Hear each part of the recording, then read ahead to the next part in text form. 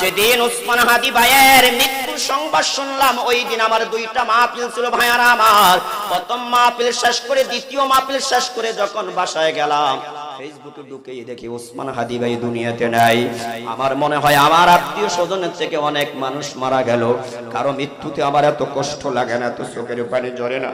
ওসমান হাদি ভাইয়ের জন্য যেই পরিমাণ চোখের পানি ঝরছে ভাইয়ারা আমার, এমন একজন স্বচ্ছ মানুষ বীর বাহাদুর ভাইয়ারা আমার, একজন জুলাই যোদ্ধা যার কলিজাটা জুড়ে দেশপ্রেম, কথা ঠিক না ব্যাঠিক ভাইয়ারা আমার, যে 24টা ঘন্টা সত্যের পথে ছিল, 24টা ঘন্টায় সত্যের পথে ছিল, সত্যের পানি চার কণ্ঠের মধ্যে সারাক্ষণ উচ্চারিত হতো। যেই মানুষটাকে টাকা দিয়ে কিনা যায় না, যেই মানুষটাকে ক্ষমতার লোভ থেকে কিনা যায় না, সারাক্ষণে সত্য কথা বলেছে, কথা ঠিক না ব্যাঠিক ভাইয়ারা আমার। তার অপরাধ একটাই ছিল, সত্যের পথে ছিল, সত্যের পথে লড়াই করেছে। সে বলেছিল যদি আমি সংসদ ভবনে যেতে পারি তাহলে দুর্নীতিবাজদের নাম প্রকাশ করে দিব, ঠিক না ব্যাঠিক ভাইয়ারা আমার। এরে ভাই, এই মানুষটাকে দুনিয়ার থেকে বিদায় করে দিলা, একটু কি মায়া লাগলো না? একটু কি মায়া লাগলো না? এখানে যারা আছেন একটু চিন্তা করেন, যদি এই সন্তানটা আজকে আপনার হইতো, যদি এই সন্তানটা আমার হইতো, এর যুবক ভাই একটু চিন্তা করো, এই ওসমান হাদি যদি আমার ভাই হইতো, এই ওসমান হাদি যদি তোমার ভাই হতো, একটু চিন্তা করো তাহলে কেমন লাগতো তোমার কাছে ভাইয়ারা আমার। আমি কোন দলের পক্ষে বলছি না, এই জন্য ভাইয়ারা আমার, বন্ধুরা আমার বলি, এই গুম আর খুন বন্ধ করতে হয়, আল্লাহর কোরআনকে সংবিধান বানানো ছাড়া কোনো উপায় নাই, ঠিক না বেঠি? আমার আপনার নবী কত সুন্দর ভাষায় জানিয়ে দিচ্ছেন, ওই ব্যক্তি জান্নাতে যাবে না যেই ব্যক্তি কোন চুক্তিবদ্ধ কাফেরকে হত্যা করে। একটু ভাবেন ইসলাম কত সুন্দর ধর্ম। ধরেন আমার দেশের মধ্যে ভিন্ন দেশের একজন কাফের চুক্তিবদ্ধ হয়ে বসবাস করে, যাদেরকে জিম্মি বলা হয়, এই মানুষগুলাকে নবী বলেন যদি কেউ অন্যায়ভাবে হত্যা করে আল্লাহ তাআলা তার জন্য জান্নাতকে হারাম করে দিবে। সে জান্নাতে যাবে না তো যাবে না, আল্লাহর হাবিব বলেন সে জান্নাতের গ্যারান্টি পাবে না। চিল্লায়া বলি সুবহানাল্লাহ। ইসলাম কত সুন্দর ধর্ম ভাইয়ারা আমার, ইসলাম কত সুন্দর ধর্ম। ইসলাম কারো পক্ষে কথা বলে না, ইসলাম সদা সর্বদা ন্যায়ের পক্ষে কথা বলে, ঠিক না ব্যাঠিক ভাইয়ারা আমার। এই জন্য আমরা যদি ন্যায়ের পথে চলতে চাই, ন্যায়ের পথে যদি হাঁটতে চাই, আমরা যদি চাই যে আমাদের দেশের মধ্যে ন্যায় প্রতিষ্ঠা হোক, ইনসাফ প্রতিষ্ঠা হোক, আল্লাহর কসম করে বলি আল্লাহর কোরআনকে সংবিধান আমাদেরকে মানাইতে হবে। এরে ভাই, আমি প্রায় মাহফিলে একটা কথা বলি, আল্লাহ তো কিয়ামত পর্যন্ত আমাদেরকে একটা সংবিধান দিয়ে দিচ্ছে, এই সংবিধানের নাম হলো আল কোরআন, কথা ঠিক না ব্যাঠিক? কথা বলেন। আল্লাহ বলেন তিবিয়ানাল লিকুল্লি শাইইন, এই কোরআন সব সমস্যার সমাধান দিতে পারে, পারে কি পারে না ভাইয়ারা আমার? হে আমার ভাইয়ারা, বন্ধুরা আমার, মানব রচিত সংবিধান কতবার পরিবর্তন করা হলো, কতবার পরিবর্তন করা হলো, কতবার পরিবর্তন করা হলো, তারপর দেশের মানুষের ভাগ্য পরিবর্তন হয় না। কিন্তু আল্লাহ তাআলা মুসলমানদেরকে একটা সংবিধান দিয়েছেন, এই সংবিধানটা কিয়ামত পর্যন্ত চলবে, কিয়ামত পর্যন্ত চলবে, কিয়ামত পর্যন্ত চলবে। এই সংবিধানের মধ্যে হাত দেওয়ার কারো ক্ষমতা নাই, পরিবর্তন করার কারো ক্ষমতা নাই, এখানে বাড়ানোর কারো ক্ষমতা নাই, কমানোর কারো ক্ষমতা নাই। বলেন কথা ঠিক না ব্যাঠিক ভাইয়ারা আমার? বলেন তো এই সংবিধানে হাত দেওয়ার কারো কোনো ক্ষমতা আছে? এখন শুধু একটাই বাকি, একটা জিনিসই বাকি, এই সংবিধানটা প্রয়োগ করা বাকি, কথা ঠিক না বেঠি? সংবিধান তো আল্লাহ দিয়ে দিলেন, সংবিধান তো আল্লাহ দিয়েই দিলেন, কিন্তু এই সংবিধানের হুকুমগুলো এখন বাস্তবায়ন করা বাকি, কথা ঠিক না বেঠি? হে আমার ভাইয়ারা, পর্দার আড়ালের মা বোনেরা, তাহলে বলেন আমরা কোরআনের পক্ষে থাকবো না বিপক্ষে যাব? আবার আমি আল্লাহ গদি দেওয়ার পরে, ক্ষমতা দেওয়ার পরে, চেয়ারে বসানোর পরে আবার আমি আল্লাহ চাইলে তার থেকে ক্ষমতা চিনিয়ে নেই, ঠিক না ব্যাঠিক? কথা বলেন। আল্লাহ বলেন শুধু ক্ষমতা ছিনিয়ে নেই না, এমনও হয় যেই দেশে ক্ষমতাগিরি করছে সেই দেশও আমি আল্লাহ থাকতে দেই না, কথা টাকা। আর একটু আওয়াজ দিয়ে বলেন না কথা টাকার। আল্লাহ বলেন নবীকে আপনি জানায়া দেন, আমি আল্লাহ যাকে চাই তাকে ক্ষমতা দান করি, আবার যাকে চাই তাকে ক্ষমতার থেকে ঘাড় ধরে নামায়া দেই। আবার আমি আল্লাহ যাকে চাই শুধু নামাই এমন নয়, আমি আল্লাহ তাকে সেই দেশের মধ্যে থাকতে সুযোগ দেই না, খানাও খাইতে সুযোগ দেই না। বলেন তো সব ক্ষমতার মালিক কে? আরো জোরে আওয়াজ দিয়ে বলেন না কে ভাইয়ারা আমার? আল্লাহ আল্লাহ তারপরে বলেন, ও নবী আপনি বলে দেন, আমি যাকে চাই তাকে ইজ্জত দান করি, আবার যাকে চাই তাকে আমি বেজ্জতি করি। কথাটা কাম। হে আমার ভাইয়ারা, বন্ধুরা আমার, যারা ক্ষমতার গরমে, ক্ষমতার দাপটে নিরপরাধী উলামায়ে কেরামদেরকে যুগের পরে যুগ অপরাধী করে জেলখানায় বন্দী করে রাখছেন, কোনো অপরাধ করে না, কোনো অপরাধ করে না, কোনো অপরাধ করে না, কোনো অপরাধ করে না, ওই মানুষগুলোই আজকে দেশের মধ্যে আছে, তারাই আজকে দেশে থাকতে পারে না। কথা ঠিক না বেঠিক ভাইয়ারা আমার? তাহলে আল্লাহ বলেন, ওয়া তুইজ্জু মান তাশা ওয়া তুদিল্লু মান তাশা। হে নবী আপনি বলুন, আমি যাকে চাই তাকে ইজ্জত দান করি, আর আমি আল্লাহ যাকে চাই তাকে বেজ্জতি দান করি। হে আমার ভাইয়ারা, বন্ধুরা আমার, কেউ রাগ করবেন না, পায়ে হাত রেখে বলি, কারো পক্ষে বিপক্ষে বলি না, এগুলা ঈমানি আলোচনা, এগুলা ঈমানি আলোচনা। যদি এই আয়াত আপনি বুঝে থাকেন ভাইয়ারা আমার, তাহলে কোনোদিনও রাজনীতি করতে যে আপনি বেঈমান হবেন না, কোনোদিনও রাজনীতি করতে যে আল্লাহর কোরআনের বিরুদ্ধে আপনার মুখ দিয়ে কথা আসবে না। ঠিক না বেঠিক ভাইয়ারা আমার? যাদেরকে আপনারা দীর্ঘদিন ধরে অত্যাচার করেছেন, যাদেরকে দীর্ঘদিন ধরে আপনারা জুলুম করেছেন, যাদের উপরে জুলুম করেছেন, ওই মানুষগুলা ঠিকই দেশে আছে, কিন্তু আপনারা থাকতে পারেন নাই। এ মুসলমান ভাইয়ারা, চাঁদপুর এলাকার ভাইয়ারা একটু জবাব দিবেন। এতে প্রমাণ হয়ে গেল একজন আলেম দুর্নীতির সাথে জড়িত নাই। ঠিক না বেঠিক? একজন মসজিদের ইমাম তো পালানো লাগে না, একজন মসজিদের খতিব তো পালানো লাগে না, একজন মাদ্রাসার শিক্ষক তো পালানো লাগে না। কথা ঠিক না বেঠিক ভাইয়ারা আমার? তাহলে প্রমাণ হয়ে গেল আল্লাহ জি বলেছে, ইন্নামা ইয়াখশাল্লাহা মিন ইবাদিহিল উলামা। কথাগুলো মিলিয়ে দেখেন ভাইয়ারা আমার। আল্লাহ সূরাতুল ফাতিরের মধ্যে বলছেন, এই জমিনে যত বান্দা আছে, যত বান্দি আছে, তাদের মধ্যে সবচেয়ে বেশি আমি আল্লাহকে ভয় করে আলেম যারা, তারা। ঠিক না বেঠিক কথা বলেন? আলেমরা আমি আল্লাহকে সবচেয়ে বেশি ভয় করে। এটাই প্রমাণ হয়ে গেল, আলেমরা আল্লাহকে ভয় করে বিদায় তারা দুর্নীতি করে না, তারা চাঁদাবাজি করে না, তারা টেন্ডারবাজি করে না, তাদের সম্পর্ক নেশার সাথে নাই, তাদের সম্পর্ক দুর্নীতির সাথে নাই, তাদের সম্পর্ক অন্যায়ের সাথে নাই, তাদের সম্পর্ক জুলুমের সাথে নাই। কথা ঠিক না বেঠিক ভাইয়ারা আমার? এই জন্য প্রথমেই কথাটা বলেছিলাম ভাইয়ারা আমার, যদি এই দেশ থেকে চোরের চুরি বন্ধ করতে হয়, ডাকাতের ডাকাতি বন্ধ করতে হয়, খুনির খুন যদি বন্ধ করতে হয়, দর্শকের দর্শন যদি বন্ধ করতে হয়, উলামায়ে কেরামকে সংসদ ভবনে পাঠাইতে হবে। ঠিক না বেঠিক ভাইয়ারা আমার?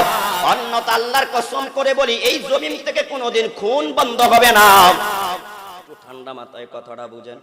একদিক দিয়া সন্ত্রাসীদেরকে বলে, তোকে এত কোটি টাকা দিব, অমকের খুন করবা, শুট করবা। অপর দিক দিয়া তাকে আবার পালিয়ে যাওয়ার জন্য সাহায্য করে। এরপরে আবার এলান দেওয়া হয়, ধরে দিতে পারলে 50 লক্ষ টাকা পুরস্কার দিব। এরে বাটপারের দল, বাংলার মানুষ এখন আর এত সিধা না। তোমরা যত চলসাতুরি করো, চালাকি করো, এগুলো বাঙালি এখন বুঝে। কথা ঠিক না বেঠিক? কিরে ভাই, একটু মনোযোগ দিয়ে কথাগুলো শুনেন। যদি ভুল বলি আমাকে বলবেন। একটা মানুষকে শুট করে দুনিয়ার থেকে বিদায় করে দিল, অথচ আমার দেশের মধ্যে প্রশাসনের লোকের অভাব নাই। কথা ঠিক না বেঠিক ভাইয়ারা আমার? তাকে ধরতে পারলো না, সে নিরাপদে পালিয়ে গেল। আবার শুনি সে নাকি এখনো পালাইতে পারে না, নিশ্চিতভাবে জানা যায় না সে যে দেশ ছেড়ে অন্য দেশে পালিয়ে গেছে। যদি এটাই নিশ্চিত হয়, তাহলে প্রমাণ হয়ে গেল এই দেশের মধ্যে যেই কোনো একটা রাজনৈতিক বড় দলের বড় নেতা আশ্রয় সে এখনো পালিয়ে আছে। ঠিক না বেঠিক ভাইয়ারা আমার?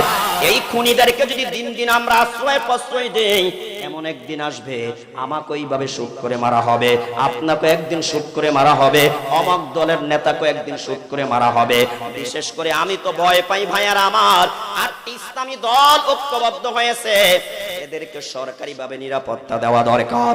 যদি সরকারিভাবে নিরাপত্তা নাও দেয়, নিজেরা টিম গঠন করে নিজেদের নিরাপত্তা নিজে তৈরি করা দরকার। কারণ যেই কোনো মুহূর্তে সন্ত্রাসীরা এদেরকে শুট করে দুনিয়াতে বিদায় করতে পারে। ঠিক না বেঠিক?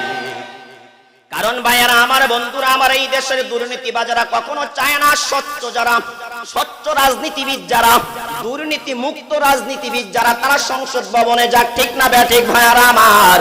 তারা এটা কোনোদিনও চায় না, আর চাইবেও না, আর চাইবেও না ভাইয়ারা আমার।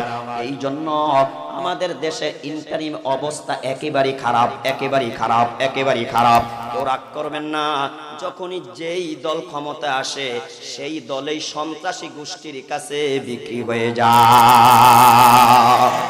প্রশাসনের লোকেরা তাদের কাছে দুর্বল হয়ে যায়, ঠিক না ঠিক ভাইয়ারা আমার? এরে ভাই, অনেক দুঃখ লাগে, একটু দুঃখ লাগে। উসমান হাদি ভাই, আল্লাহ তাকে জান্নাতের উঁচু মাকাম দান করুন, সকলে বলি আমিন।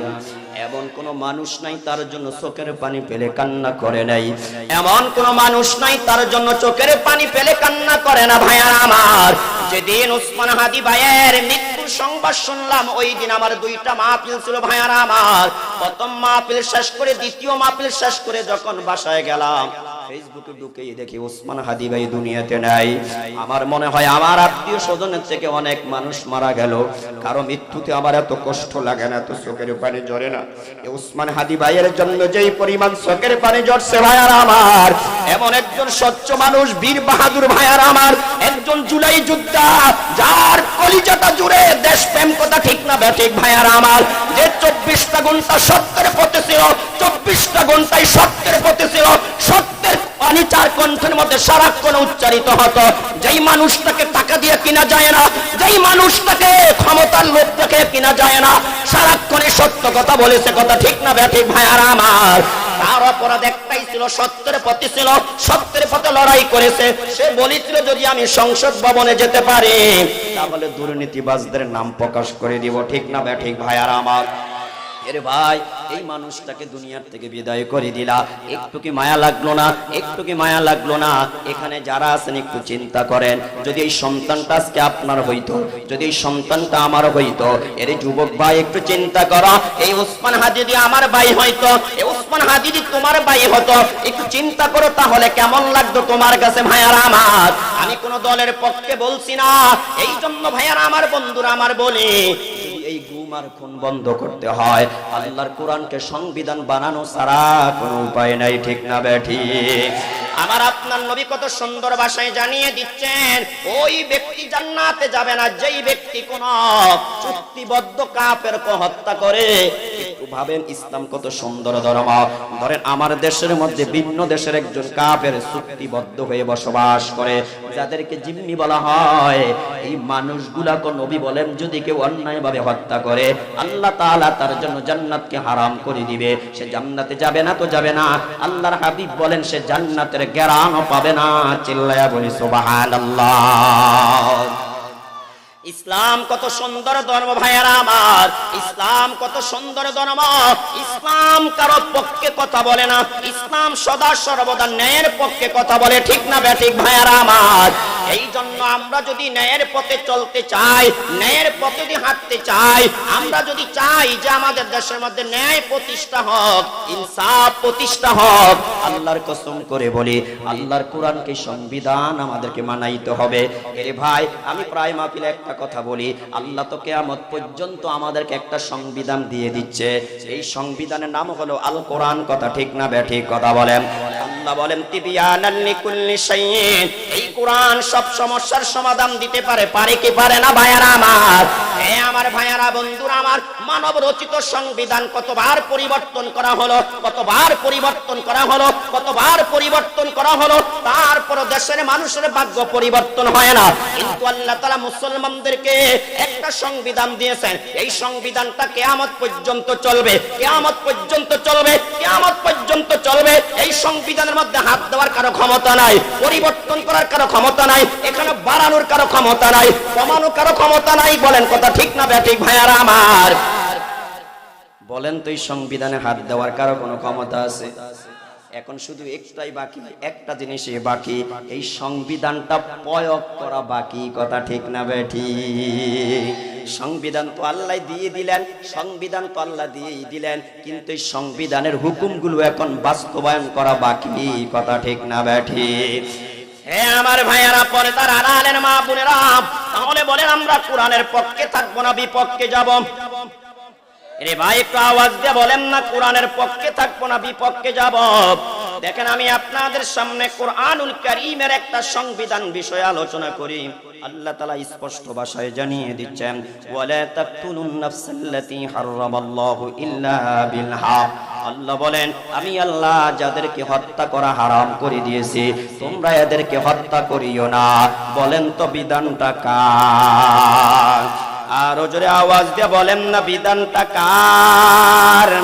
আল্লাহ তাআলা স্পষ্ট ভাষায় জানিয়ে দিলেন, হে জগতের মানুষরা শোনো, আমি আল্লাহ যাদেরকে হত্যা করা হারাম করে দিয়েছি তোমরা এদেরকে হত্যা করিও না, তবে ন্যায় সঙ্গতভাবে বলে সেটা ভিন্ন কথা।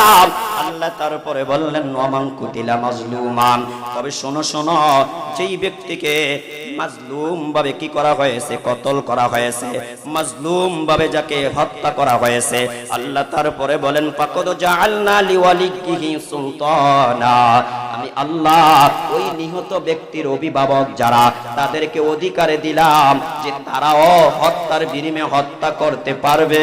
বলেন তো বিধানটা কার? ভাই আমি যেই বিষয়টা আপনাদের দৃষ্টি আকর্ষণ করছি একটু মনোযোগ দিয়ে শুনেন। আল্লাহ তারপরে বলেন ফালা ইউসরিফ ফিল কতল, তবে সাবধান সাবধান, হত্যার বিনিময়ে হত্যা করবা, খুনের বিনিময়ে খুন করবা। একটু আমার দিকে তাকান, আমি যদি তিনাকে খুন করি ভাইয়ারা আমার,